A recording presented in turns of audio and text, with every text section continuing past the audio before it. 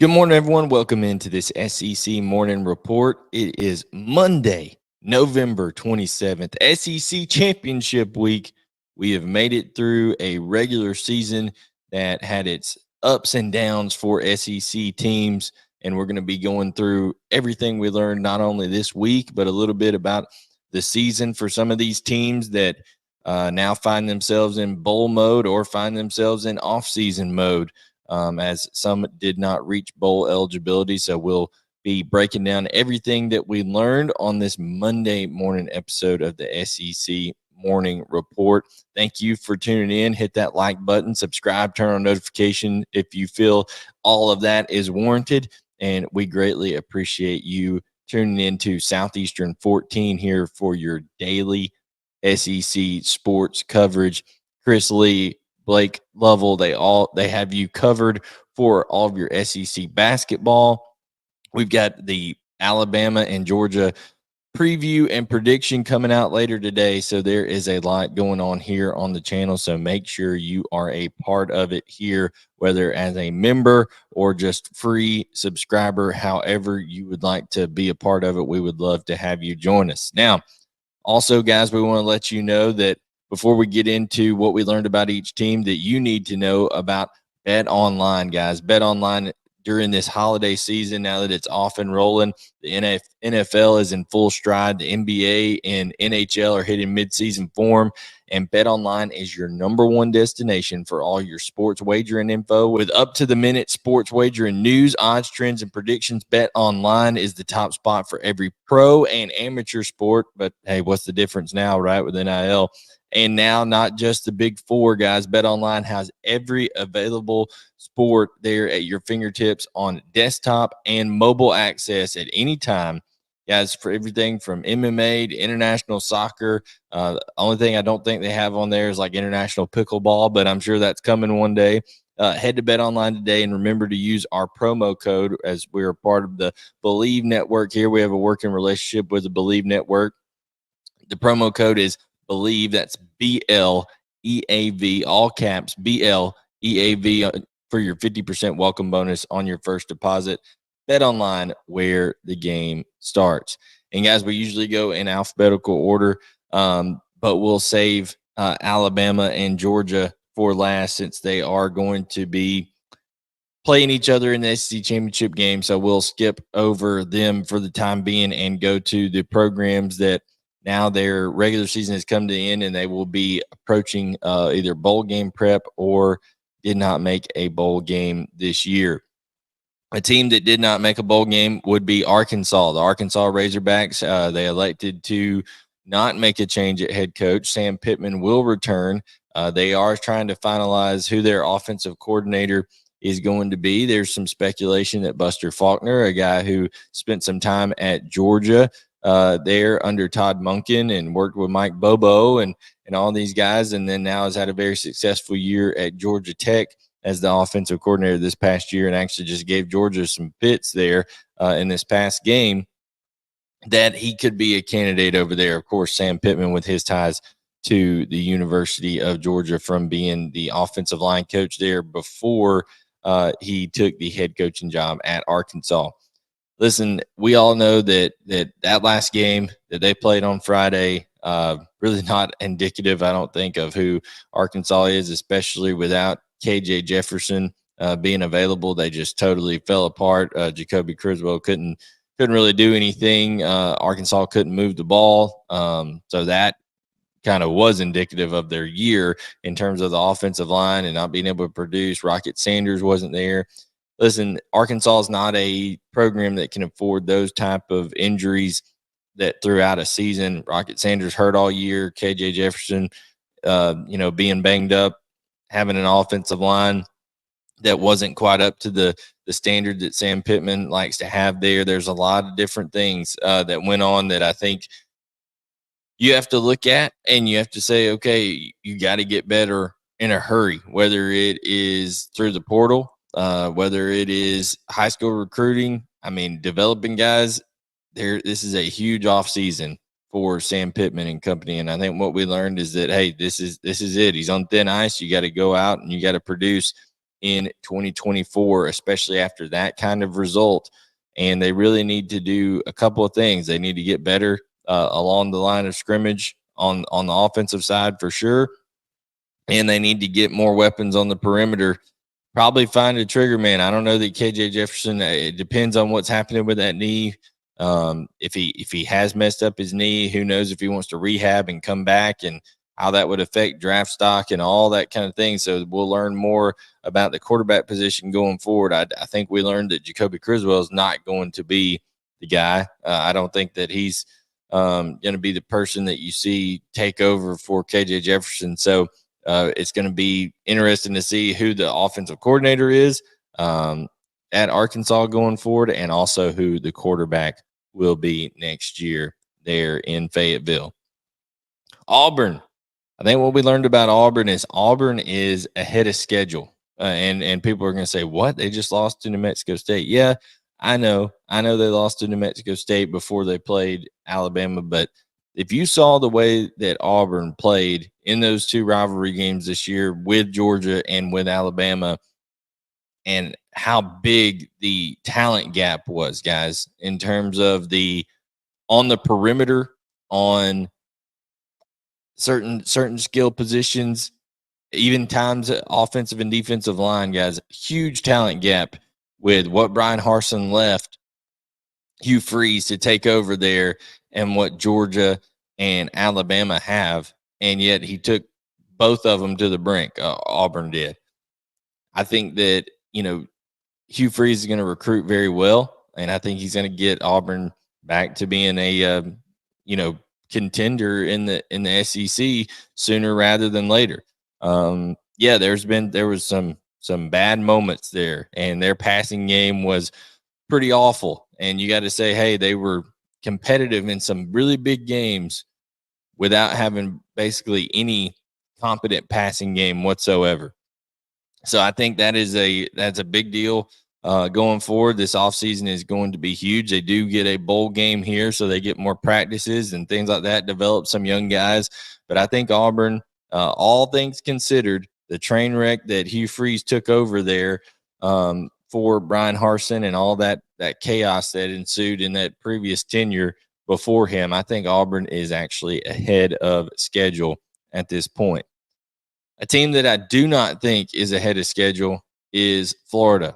The Florida Gators, Billy Napier, I think he got out-coached by Mike Norvell. I think we saw that once again, this roster is not talented enough to overcome mistakes, to overcome a little bit of adversity. And like I said, the skill positions, much like at Auburn, at Florida, the skill positions just aren't talented enough and aren't up to the standard that Florida typically recruits at. And people can say that Dan Mullen didn't leave Billy Napier in a good position and he didn't recruit well high school wise and all that kind of stuff. And yeah, I see that to a certain extent. But you're going into year 3, okay, as Billy Napier as Florida's head coach. But you're going into year 3 if you're Billy Napier as Florida's head coach, and I don't see any reason why he's not able to have brought in more talent that can produce quicker for Florida. I don't see any reason why. Now, this schedule is going to be absolutely brutal in 2024. So was this a deal where the administration's like, hey, we don't want to just, can the guy right now to bring in a new head coach who's going to have to deal with some attrition on the roster. If the old head coach leaves, the portal opens up, the talent they do have there leaves. And then, you got to face just a murderous schedule in 2024 with a new head coach and set them up for a rough first year. Or was this, hey, we still believe in Billy. We want to see him do well going forward. But just like Sam Pittman, Billy Napier is up against it in 2024. It is put up or shut up time when it comes to the Florida Gators. I think they have to produce. You didn't make a bowl game, and that is, at the very least, a tremendous failure and falling way short of Florida's standards. Like I said, once you've tasted, multiple national championships in the BCS era, once you've, been a part of the run that Spurrier had, that Urban Meyer had, that there's just no turning back as a fan base. The expectations are not going to go down. The temperature is not going to go down. Okay, it is there. The standard is set, and everybody is going to be looking to get back to that standard.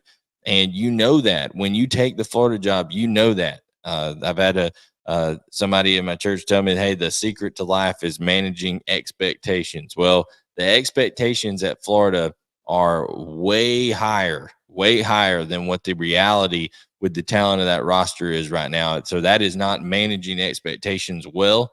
I think Billy Napier's tried to temper everybody and be like, hey, we got a long way to go to build some things. We expect to win, but we got to do X, Y, and Z. And I think there were some things last offseason with the Jaden Rashada stuff, with the NIL stuff, the left hand not knowing what the right hand's doing, all those kind of things that have, thwarted the growth of this program a little bit.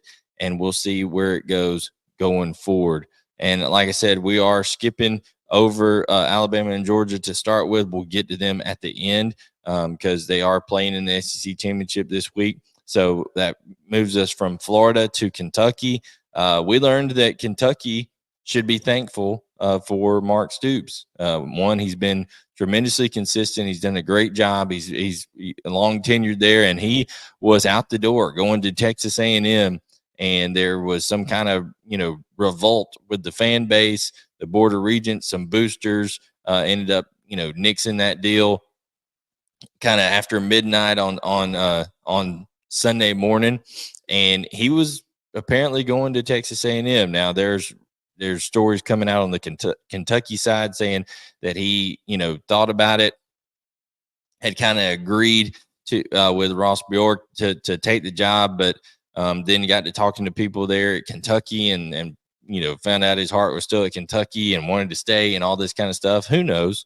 I don't know that that's necessarily the case. I think it was probably more of the scenario of, hey, these Texas A&M rogue boosters and Board of Regents people, they wanted to make the call. They wanted to be their guy, and they didn't want Mark Stoops, and there was a revolt by the fans, so that gave them the ammunition they needed to say, no, we don't want to go along with this. And it was a drama cycle. And then now you basically get Mark Stoops 2.0 and Mike Elko. I think he's basically the same coach. The two defensive oriented coaches that are going to build a strong culture, build a program that is going to do things the right way, going to play hard and going to play tough defensively, build at the line of scrimmages, develop guys up front, all that kind of stuff. This is just simply that, the Texas A&M Board of Regents gets the guy that they want. And that, so Kentucky, from this standpoint for Kentucky, now what can you help Mark Stoops go out and do? He talked about the NIL situation. They obviously give basketball tremendous amounts of support in that athletic, department, the administration, all that kind of stuff. Can Kentucky take a next step forward, or is this just, hey, one more year of Mark Stoops, and then when the right job opens up, he's going to be gone? I do think that they have to develop offensively. I don't think Devin Leary was anywhere near what anybody expected him to be. I think Dane Key and Tavion Robinson, Barry Brown were largely disappointing this year. I think we saw glimpses of what they could have been against Louisville, and had a top 10 win there on the road. But it just, I think, goes to show that people want to bring out, oh, well, the SEC didn't do good against the ACC and all this kind of stuff this year. Yeah, so they were 6-4. But I tell you, programs like Kentucky, if they were in the ACC, I think we see that, hey, they're a top tier program over there. If Missouri goes to the Big 12 or things like that, I think they're right there fighting for a conference championship. I think that we see the difference in some of these conferences, especially when it comes to, after a year, a full season of football getting towards the end, what the talent difference is, what the execution is. And I think you saw a different looking Kentucky offense. We'll see what they look like in their bowl game as they finish 7-5 on the year, and we'll see what bowl they're headed to. And then also see what the situation is. I think I don't know what Devin Leary would decide to do. I'm sure he's got another year of eligibility because of COVID. It seems like everybody does. So we'll see what the deal is there. But there's already a couple of names that as this portal window opens up December 4th, that we could see pop up and be on the radar. Some names that are on current rosters right now that you are probably familiar with, and we'll get closer to that when we get to our portal coverage. But there's already a couple of guys that in that transfer hunt, they're looking at, hey, Kentucky could be a good landing spot. I could go there and end up having some success. And we'll see what happens with Devin Leary and some of those other pieces on that Kentucky offense moving forward. They need to recruit well. They need to hit the portal hard and see if they can make up some ground on some of the more elite programs in the SEC going forward. LSU, we just continue to learn that, boy, did they waste a generational type offense. And I say generational because you had two of them, 2019 and now 2023 at LSU, that are, sometimes you go 30, 40 years and don't see offenses that productive. You go look at the yardage, the numbers, the touchdowns, all that kind of stuff. They were done in a little bit different ways, but tremendous work, under the leadership of Joe Burrow in 2019 and Jayden Daniels in 2023. I think that Jayden Daniels should win the Heisman Trophy. You go look at what he did against Texas A&M this past week, and some of those runs that he made were just absolutely electric. He has such great acceleration, has a great feel for just making those plays when those plays are needed. And who knows where this team would be without Jayden Daniels. I think he's the most valuable player to his team. I think he has been the best player in college football this year. You go look at his completion percentage. You go look at the just amount of touchdowns that he's accounted for. And that defense was so bad for LSU this year, just so pitifully underwhelming that he had to overcome a lot. And there was a lot of possessions that were just pressure-packed possessions. He knew he had to go down and score almost every single drive to keep them in certain games. And if Jayden Daniels is not the quarterback, I know Garrett Nussmeier, can acquit himself pretty well and is going to do well for LSU, I think, next year.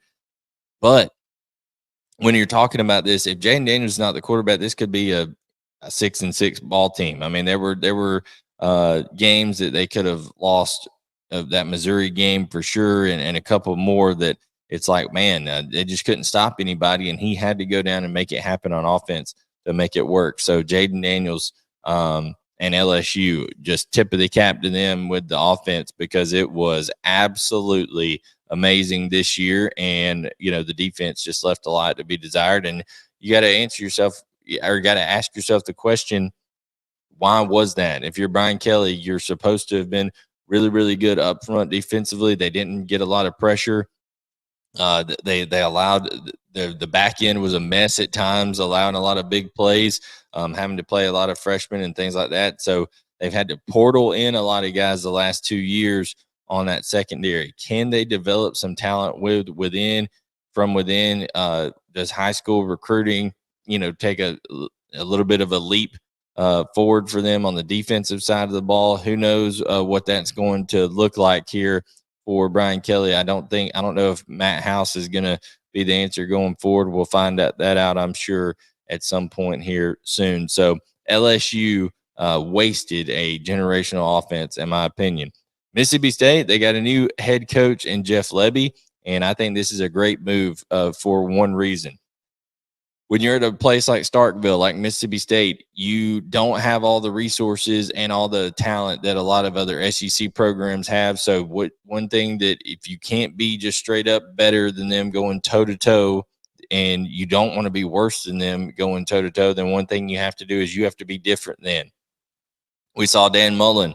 We saw Mike Leach have success there. And the one reason we saw them have success there is because we saw them be different then. They were offensive innovators, and Jeff Lebby is an offensive innovator. He's going to take the things that he learned under Lane Kiffin, the things that he's done at Oklahoma, and he's going to bring them to Mississippi State. And I think that gives them an opportunity, maybe even to keep Will Rogers. Who knows? He entered the transfer portal. We'll see if he's willing to stay with Lebby coming in. Does somebody who, it's maybe been to Oklahoma or been recruited by Oklahoma, do they come aboard and decide to move in? Do they get a transfer portal guy that'll fit well in that system? Who knows? But Jeff Lebby is definitely different. He's definitely a guy who's going to be innovative, and I think he's exactly what Mississippi State needs after the Zach Arnett experiment there. And listen, Zach Arnett, I just think, was in a tough spot all along. Mississippi State played hard in that Egg Bowl, but at the end of the day, I think this is a good move for Mississippi State. I think he'll bring some excitement, but nevertheless, there still needs to be more support there in that Mississippi State program. You got to support with NIL. You got to support if you're the administration, and go out and build upon things that you can have a modicum of success there. You just have to, like I said, you have to be unique. You have to be creative, and you have to land on a couple guys in the portal that maybe didn't have the amount of success elsewhere that you believe in. And I think Jeff Lebby has the ability to do that. He's seen Lane Kiffin do it, and we'll see how things end up. The Missouri Tigers, they said rivalry game, my butt. They went into Fayetteville and just laid the smackdown on Arkansas. Just absolutely dominating performance. Cody Schrader continues to show that he's one of the more valuable players in the entire country. Just a tremendous season that he had. I think we saw so much growth this year out of Eli Drinkwitz and that staff, bringing on Kirby Moore, allowing him to take over the play calling duties, and then Brady Cook, Luther Burden continue to do tremendous things.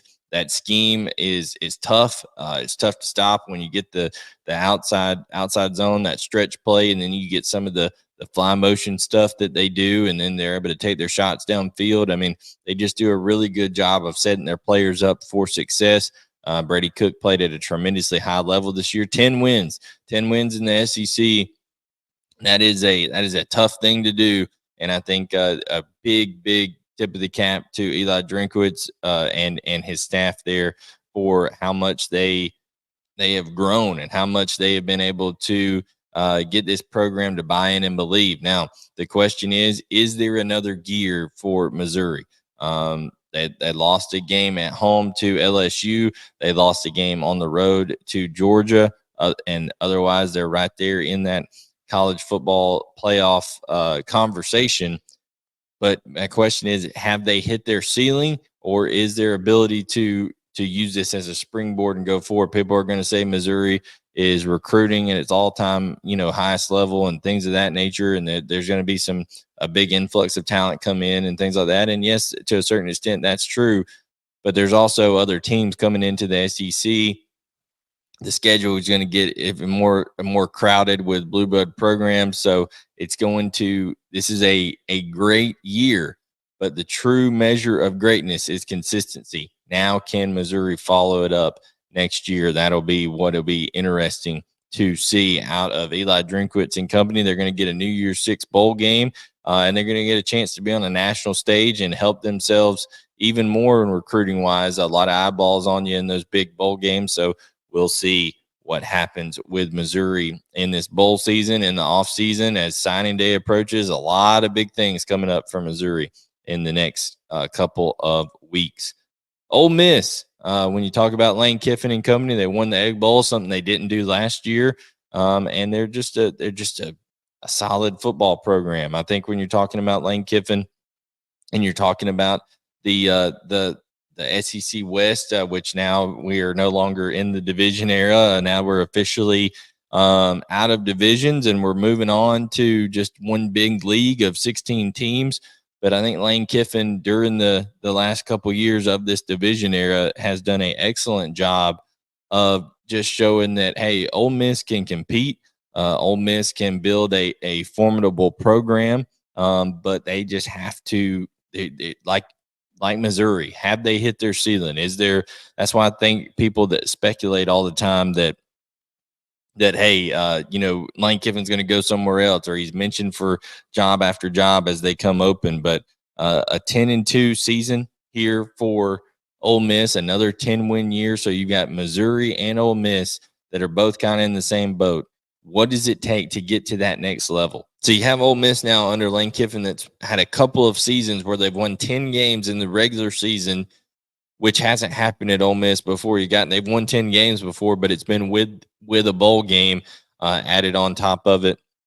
So in the regular season, getting 10 wins, losing to Georgia and losing to Alabama, one in blowout fashion to Georgia, one in close fashion there to Alabama. Is there that next gear? What does it take for Ole Miss to get over the top? Jackson Dart is going to be coming back next year. You got Quinshot Judkins that'll be back next year. They're going to have to get better on the offensive line for sure. They were hurt by depth there this past year. And then defensively, they just haven't been good enough to beat these elite programs in the last couple of years, even when they've been very, very good in terms of the team standard and the overall record. Defensively, they have to become more sound against the run, and they also have to be a team that has more depth on that defensive side. Lane Kiffin, known as the Portal King, I'm sure he'll go out and try to get as much talent as he possibly can packed into that roster. He said that they have to recruit better, but I think a lot of that is him talking about, hey, they need more funds to recruit with, as is the story for most teams out here that are trying to catch Georgia and Alabama, and now also Texas coming into the league, Oklahoma, in terms of a resource standpoint. South Carolina, disappointing loss to Clemson. Shane Beamer continues to, he goes out in his press conference, he's crying and sobbing and all this kind of stuff. And it's like the boy that cried wolf, right? Nobody cares. Nobody cares with the tears and stuff like that when it's constantly there. Grow up, mature, get a little bit of a steady leadership to your program. If you're crying all the time, win or lose, if you're getting snarky and vindictive when things go well, nobody cares. Shane Beamer has so much about him that is good in terms of about how he approaches life, how he loves on his family, loves on his program. There's a lot of great stuff about him. He's a joyful guy, but he is like this, a roller coaster up and down of emotions. And I don't think that you can lead a program effectively and tell young men, hey, don't get too high, don't get too low, stay in the moment, overcome adversity, all that kind of stuff, when you just are a emotional train wreck most of the time. And I think that he's done it, outside of a couple wins there in 2022 with Tennessee and Clemson, it's just been a underwhelming tenure for Shane Beamer. I think there's a lot of pressure on them next year. I think defensively they were horrible. I think offensive line-wise, it was a dereliction of duty in terms of the amount of the lack of talent that they brought in and tried to fortify that offensive line with. Spencer Rattler played way better than what I think many thought he would, and what he deserved way better than what he got with that terrible offensive line in front of him. So I think South Carolina has got a long way to go. A lot of people like the direction for some reason that they're going with recruiting and things like that. You go look at the recruiting rankings, it's still 10th, 11th in the SEC, even if it's in a good place in the country. So, yeah, you may be in a top 25 class or whatever, but you're still falling behind by a wide margin to some of the programs out there. I think they're going to have to be aggressive in the portal. They're going to have to hope that the Sellers kid hits at quarterback next year and the dual threat thing works out for them. So we'll see. I'm not high on South Carolina. I think Shane Beamer's got to get his emotions in check, and I think that he's got to, just have a great offseason in order to put themselves in position. They didn't make a bowl game. They lose out on those 15 practices, and now they don't get to develop some of those younger kids that they're really going to be looking forward to take a next step. So they'll have to just get into their offseason program, and we'll see where things lead. But I'm not very high on South Carolina at all, and I think we learned that once again. I just don't think Shane Beamer is a steady leader of this program. I don't know if he needs to go get his hormones checked or what, but it's not good right now. And I think South Carolina has a lot of work to do as a program going forward. Tennessee, they beat up on Vanderbilt. That's all you really have to say there. Listen, this was just about the year that we expected for Tennessee. There was going to be a regression for Tennessee, losing the amount of talent, going from a 10-win team, 11 wins counting the bowl game last year, to back to an 8-win team. Joe Milton was just not the quarterback that Tennessee needed this year. Wasn't consistent enough, but lots of us said that going into the year. Lots of us said, hey, he's not going to be consistent, and you're going to have to live with some ups and downs from Joe Milton. There were times where the running game disappeared on him this year, against Florida, against Georgia. They just weren't able to run the football the way they needed to make Josh Heupel's offense go. It's predicated on getting the run game going, and then that's when the shot plays come once they have that tempo rolling and they get you out of position. They're able to hit the shots over the top. So Tennessee, I think now we are at the question here. Okay, it's year 3 with Heupel. He kind of peaked early at UCF and things were on the downslide in year 3. Is this the same thing at Tennessee? Is he going to be able to pull the nose up? We'll see. It's all going to be dependent on, is Nico that guy? Is Nico Amaliva the guy that they think he is at quarterback? Can they get a couple more talented receivers? They were hurt with some depth there at receiver this year with, Jalen Hyatt, Cedric Tillman being gone. And now you got to bring in, new guys and guys that are going to produce a little bit better than Ramel Keaton and Squirrel White and lost Brew McCoy throughout the year in the middle of the year. So we'll see if they're able to fortify the weapons around Nico and see what happens there. But Josh Heupel, a lot to prove going forward in year 4 there in Knoxville.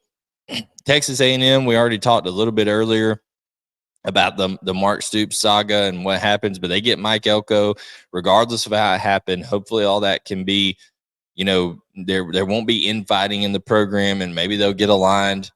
Who knows? We'll see. Auburn kind of went from being a train wreck with the whole dissension among the ranks and the decision making on Harston and all that kind of stuff. And then now they appear to be aligned under Hugh Freeze. Hopefully for Mike Elko's sake, that is the same situation there at Texas A&M. I think he knows the area, of course, as a former defensive coordinator there for Texas A&M, and I think he'll have a obviously tremendous recruiting base right around him to be able to pull from. He's a program builder. I said, a couple of weeks ago, I said Mike Elko is the guy they need to go get. He knows that program. He knows that area. He's a hard-nosed guy. And I think he builds a culture and a program in the way that Texas A&M needs it. It's not a lot of flash. It's not a lot of, not a lot of pomp and circumstance, but it's guys who are going to be blue collar. They're going to be disciplined. They're going to come play. And I think a lot of their success in that run they had in 2020 there is due him and his defensive scheme underneath him. And I think he'll do a good job of utilizing that talent they have and building upon that. So Mike Elko, I like the hire. My only question is, if you like Mike Elko, why did you not like Mark Stoops? And, what are the boosters doing by listening to fans? And if that is true, then that is kind of disappointing. Vanderbilt is still Vanderbilt. They continue to just not have any talent. They continue to not have any support from the administration outside of building some new facilities here, and even that has been a garbacle. So I don't know that what we can say about Vandy. Real quick on the programs coming in, Texas, they get to play in the Big 12 championship game. Oklahoma would have gotten there if Oklahoma State would have lost, so there would have been the rematch there, and you would have had 2 future SEC teams playing in the Big 12 championship, which would have been hilarious. But Texas now is playing in the Big 12 championship game against Oklahoma State. If they win, I think they've got a real good shot at making the playoff. I really do. I think you'll probably see Texas if Texas and Alabama work both to win. Who knows what will happen there? All chaos is going to go forward, but I think Texas, is in a really good spot with Sark and that program. They've built they've built it well in recruiting, and it's now starting to play itself out on the field. And then Oklahoma, Brent Venables loses Jeff Lebby, his offensive coordinator, to Mississippi State. How will he replace him? Who will he go with? And that's a big deal coming into the SEC. Losing your offensive coordinator, I think he would have loved to keep Jeff Lebby there, but such is life when you're a major college football coach and you're at a big program. You're going to lose your coordinators to other opportunities, and they'll have to fortify that going forward. And definitely will want to negate some of those lapses that they had this year, because they could have been in a position right there, especially with that win over Texas, to be in the CFP conversation themselves, but just didn't play well against a couple of teams that they should have beat. Now let's talk about it. Alabama and Georgia. I don't think you can take anything from the last two games the last games that these two teams played.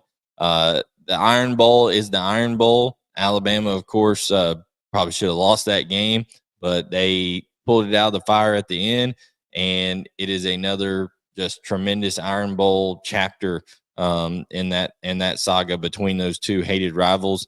And then you talk about Georgia with Georgia Tech. Buster Faulkner threw everything but the kitchen sink at Georgia, knew that scheme inside and out. I've been there with them the last 3 years, knew what Glenn Schumann liked, didn't like, what gives them trouble, things like that, and they exploited it a little bit. So it's kind of good for both teams that they were tested. I think Nick Saban and Kirby Smart, if you injected truth serum into their veins, they would say that they couldn't be any happier with how things turned out, because they now have something to coach their team on all week. There's no complacency that can creep in. If both of them went out there and won by 40, I think both of them would be nervous as long-tailed cats in a room full of rocking chairs, because they wouldn't have the ability to. These are 18 to 23, 24-year-olds, depending on the COVID year and all that kind of stuff. These are still young men. Their brains aren't fully developed. And, you're having to go in there and then play psychologist half the time and convince them of, hey, you're not as good as you think you are. We've got this to work on, that to work on. Well, when you have a game where it's evident that you have stuff to work on, where the other team had ample success, then it's easier to go about things. So I think Alabama and Georgia are both right in the same spot psychologically going into this one. So that'll be interesting. I think both of them are getting pretty healthy. Georgia rested some guys. I think you'll see, Brock Bowers, Ladd McConkey, Tate Ratledge, all these guys. Who knows about Ra Thomas, but definitely Bowers, McConkey, and Ratledge, I think, will all go in this game against Alabama.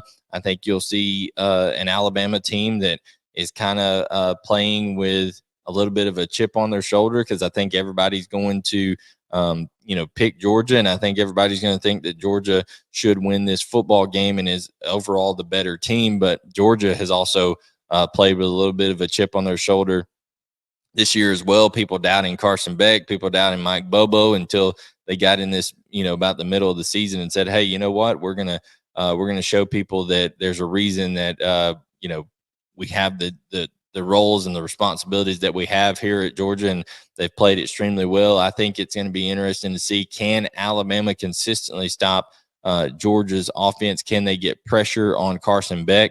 Georgia has done a tremendous job of protecting him all year, only giving up 9 sacks on over 500 pass attempts.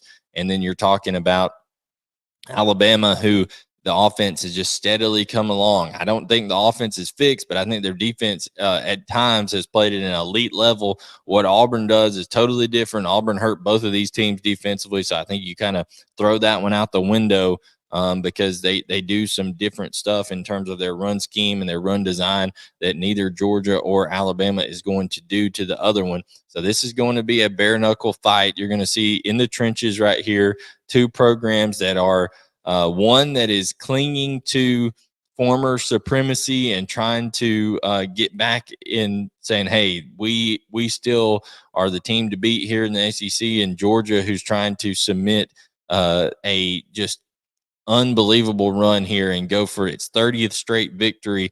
And how apropos would that be against Alabama, the last team to beat them? Also, Alabama, listen, guys, Alabama has never lost in Mercedes-Benz Stadium. Yeah, you heard me right on that. 7-0, never lost in Mercedes-Benz Stadium. Georgia is a 5-point favorite in this game. Over under 56 is going to be the 4 o'clock kick for the SEC championship there on CBS. The last one we'll see on CBS, so enjoy that as well. And guys, it's going to be fun to watch these two teams, the teams that we kind of thought all year long, except I'll admit I thought LSU wouldn't be just absolutely terrible on defense, and I thought they'd have a chance to be in this game.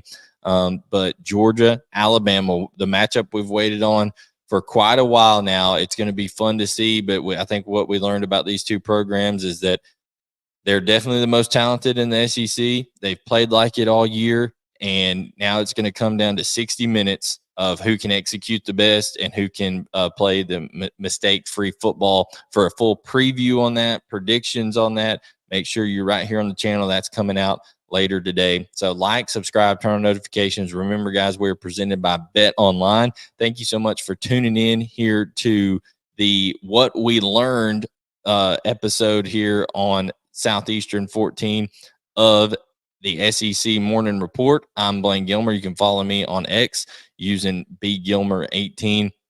You can follow the channel using @14 Southeastern. Thank you so much for tuning in. Like I said, do all that good stuff. Like, subscribe, turn on notifications, and we'll catch you next time right here on Southeastern 14.